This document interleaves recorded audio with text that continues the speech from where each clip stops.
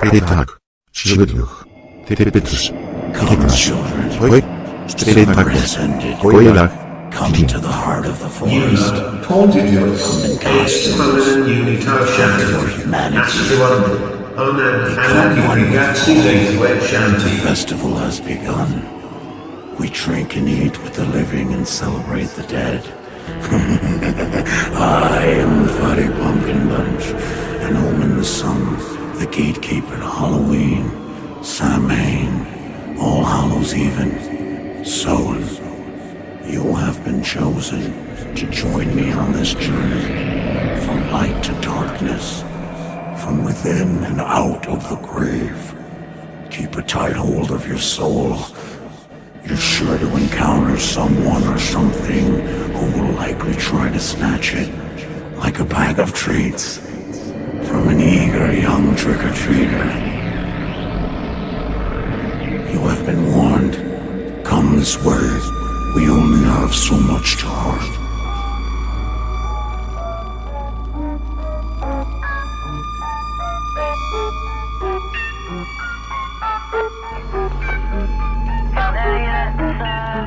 He's aware that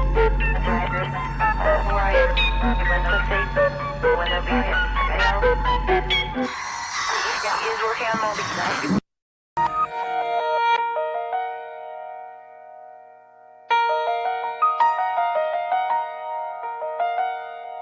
They told me to let go and dream of torture and horrible things of that kind. They told me you're only good as the thoughts you keep in your head when you unlock your mind. They told me you never win cause you're doomed to fail and everything you do just ain't right. They told me I need to quit acting like a child and grow up and get on with my life. I told them fuck you motherfucker, fuck you, fuck die, fuck you motherfucker, fuck you.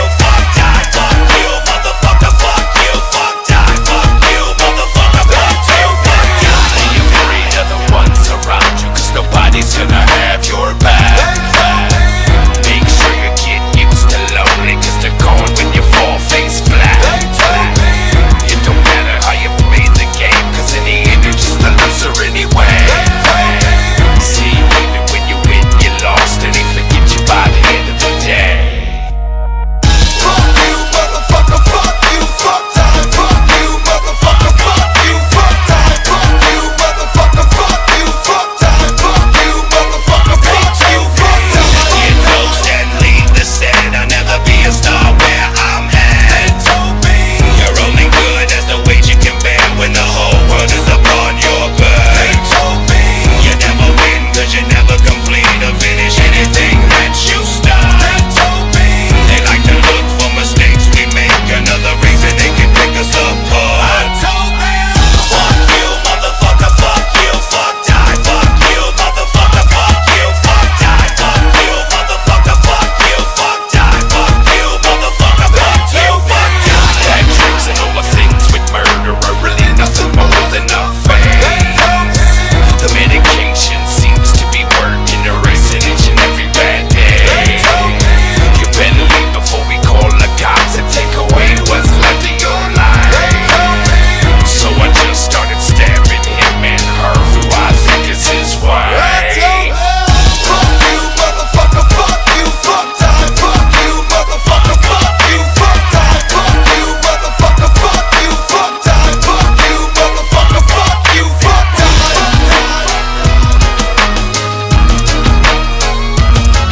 Fuck time. Fuck time. Fuck time.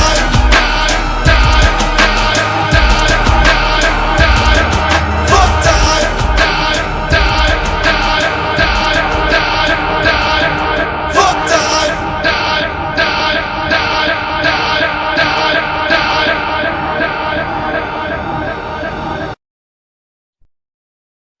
It seems to me that my chosen warrior needs armaments to aid him in his battles to come.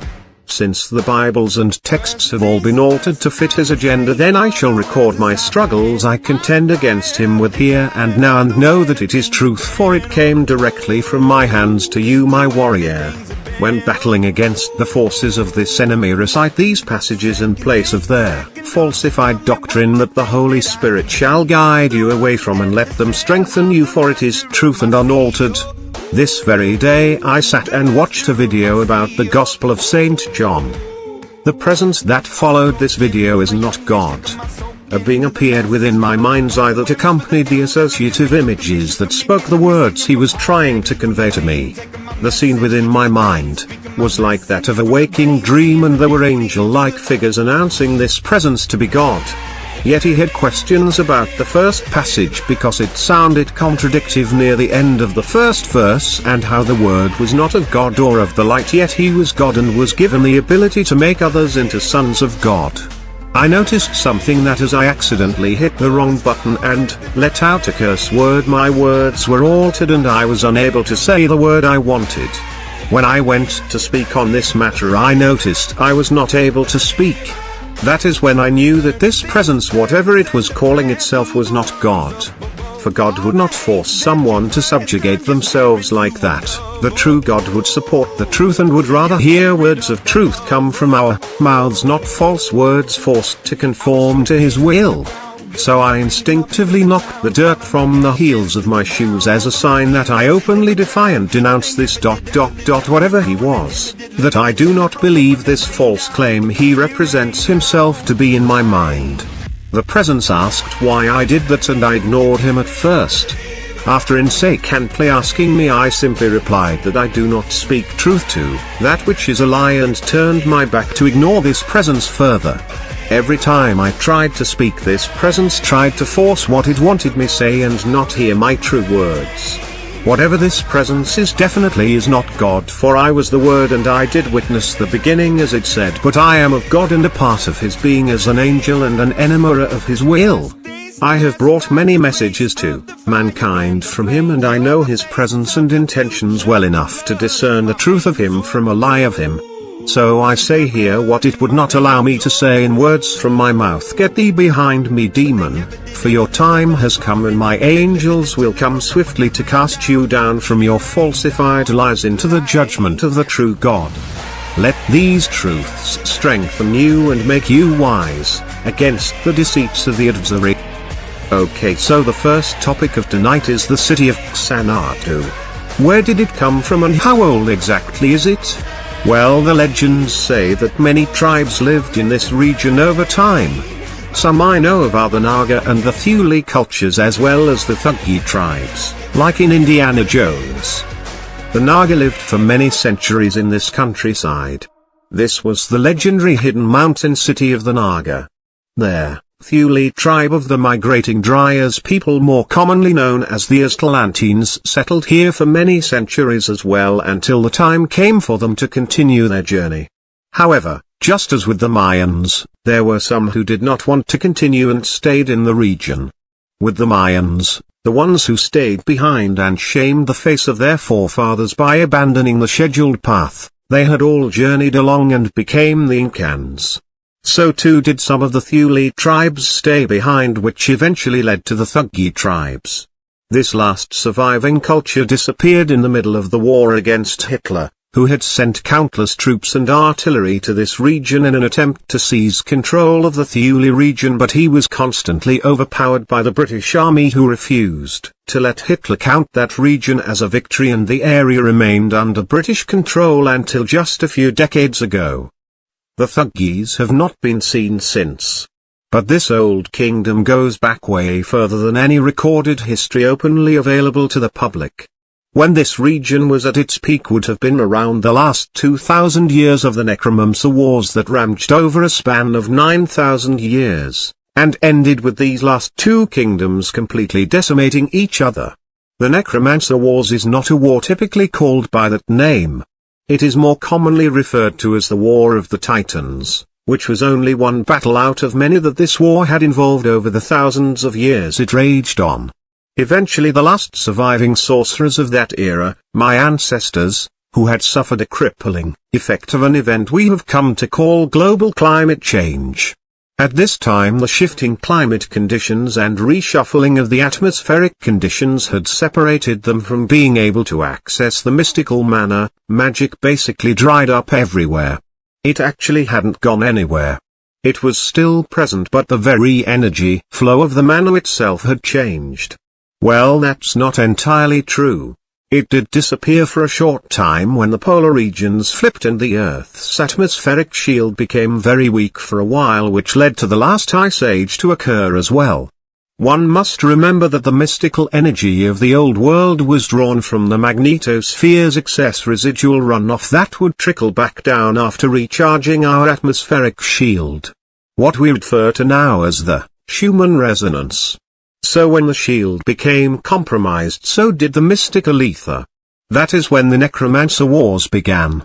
Many sorcerers relied heavily upon their magic to survive, so many of them died quickly when this first began, but some had gotten together and found a substitute energy source that could be used to replenish a small amount of magical energy. This source was the human soul, the life essence of a living being. This is the point of origin of sacrificial and ritual magic and what it was originally designed for, and is still used for this same purpose even today in secrecy. So any of you out there that are dabbling with rituals that preform sacrificial methods and call upon higher powers to achieve your desires, this is what it is for, and this is what you are giving yourself over to. All your desires come true, but when the time comes to pay the toll, this is how it will be done and why. The Necromancer Wars gave rise to horrific desperation that would make the Spanish Inquisition look like the Mickey Mouse fan club. They squeezed every drop of life essence from every beast, tree and person they could reach. The methods of torture used to break a person's will, and convince them to give their life force freely, makes Hitler's atrocities of the Holocaust seem like a group of canister players at the senior center. Finally, in the end, only two sorcerers' kingdoms remained standing. One covered the entire region of Western Europe, from Norway all the way down to northern Africa. The Arabic regions were the central area of the kingdom's capital, Megiddo. This kingdom was ruled by, yep, you guessed it, God himself. There were landmarks of certain infamy that became names of myth and folklore, such as the gates of Aion, the ramparts of Eridu, the city of Aztlan and Tesh were just some of the names of places now lost to the desert sands. This region was the original kingdom of heaven that was here upon the earth, as this covers the later half of the Second War, in heaven. However, don't let the religious dogma fool you. In these times God was more than just a jealous God. In this time frame there was also the kingdom of Brahma, another vessel of God, and he lived in this era of time as did his kingdom. The Mahabharata war was during this time frame as well. Brahma was referred to by the other incarnates, vessels or enamora of God, to be an earthly king, which meant he had a weakness for the material things in life that often compromised his position and duties. Enough about him though. Moving right along, we have the opposition to Aion, which was the name of the divinity of God's being we now refer to as the Holy Spirit at that time. The opposition to Megiddo were the followers and loyal members of the Kingdom of the Black Sun, and his kingdom stretched from southern China all the way down to the middle of India, where it was separated between the two kingdoms there. The main capital city at this time was Xanadu, and it was highly fortified. The towers that you see here were once covered in a hybrid plant that the Nightmare King himself crossbreed and made, the deadly blue lotus flower. He did not use it for poisonous lethal purposes, though. Instead, the entire field of the front gates that stretch across this region of towers, placed there not only as lookout towers but for refuge from the air.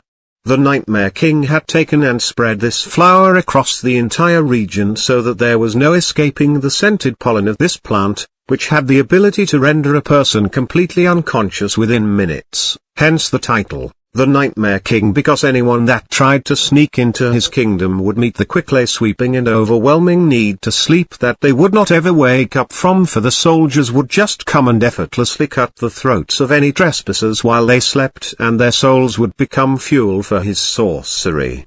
I could go into more detail, but I will leave that as it is for now, for these two kingdoms were the last two surviving sorcerers, in which both kingdoms fell about 350 BC years ago with the fall of the last kingdoms of Megiddo's king, who fell with the destruction of Göbekli Tepe. The Nightmare King, however, was not entirely defeated but more of disarmed. In the end Thagrigeran, I think was his name, became cursed to wander the world without his memory of who he was. They had stolen all his memories of his life as the Nightmare King and hid them locked away behind 9 seals within the minds of mankind. Those seals are the 9 seals of the Simon Necronomicon. Unlocking those seals unlocks the memories of one of the greatest adversaries this world has ever known, and it is said that he still wanders the earth even to this day, carrying many names and many faces.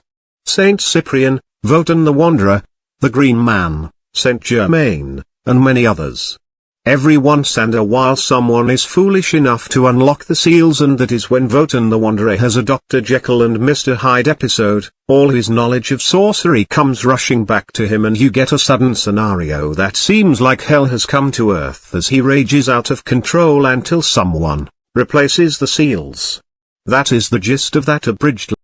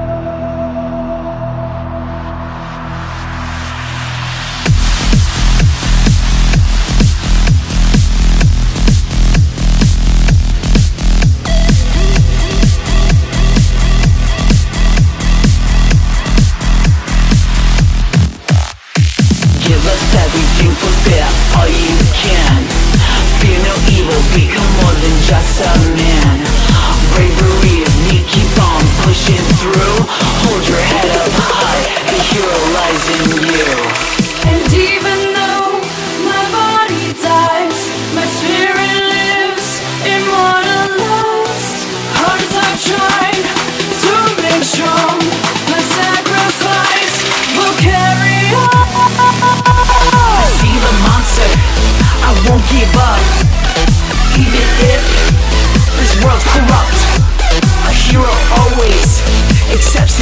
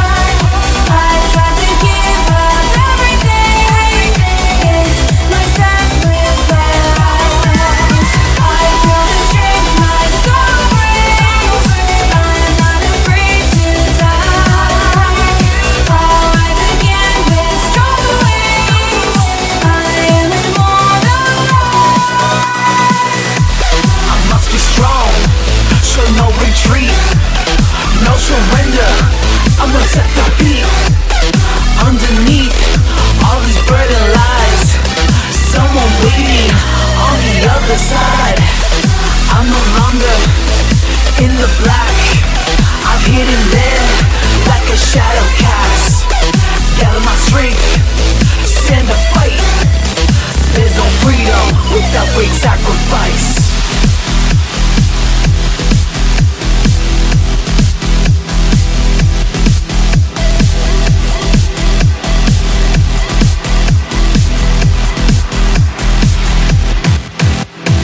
Give us everything, prepare all you can. Fear no evil, become more than just a man. Bravery is me, keep on pushing through. Hold your head up high, the hero lies in you.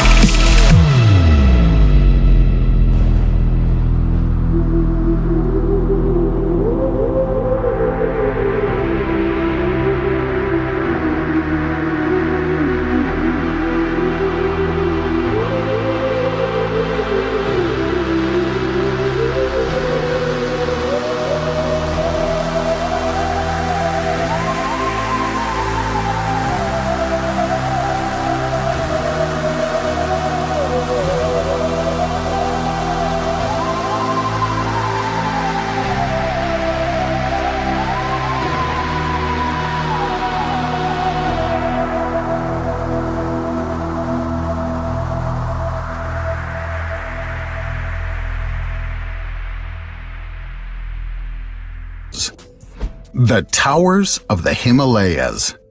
Just northeast of the city of Lhasa in Tibet lies the province of Sichuan. In this area, there are more than 200 stone towers that are scattered across the bottoms of the hills in the Himalayan mountains. Some of these buildings measure more than 30 meters tall, and some are shaped like a star. The weird thing is, we have no idea who could have built these towers. There have been many teams dedicated to researching these towers, but we don't know any more about them today than when we discovered them decades ago. What makes the towers even stranger is that the locals have no idea where they came from either. Some of the families have lived in the area for hundreds of years, yet no information about the towers was ever passed on to younger generations. To make things even odder, scrolls were found in a local monastery, but none of these scrolls mention where the towers came from either. It seems as though all history of them has been completely lost to time. Since there was no more evidence to go on, a team of scientists decided to take a small sample of the wood from inside the buildings and take it back to the lab for carbon dating. While carbon dating has been hotly debated over the years, in rare circumstances it can give us an idea about how old certain types of wood may be. In this case, samples were taken between the years 2000 and 2003.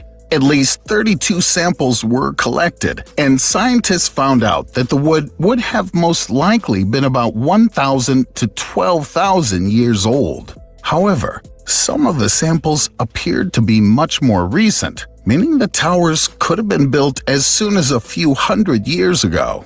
Judging by the date on most of the towers, it's estimated that the majority of them would have been created shortly after the Mongol tribes invaded Tibet back in 1240. Though the researchers have been very clear that this is merely an estimate, and we really have no idea how old the towers may truly be. What is crazy about these towers is that we know several different tribes have lived in this area over the years. However, none of them ever developed a writing system or any way of documenting history, at least not during the times of the towers, it would seem. Most of these tribes would have passed down information using nothing more than word of mouth, so it makes sense that the history of these buildings has since been lost to time. To make things even more mysterious still, we don't even know what the towers would have been used for. Were they used as a way to keep an eye on the distant land to avoid an invasion? Were they used as homes or castles? No one knows for sure. Some researchers have speculated that they could have been used for religious reasons, which may explain their star shape, but this is just a theory. The most popular theory claims that the buildings may have been created in such a unique way so that they would be less prone to damage from earthquakes. Your soap is...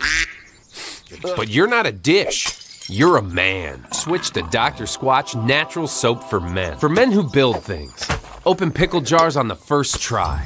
Slay dragons. And let their daughters braid their hair.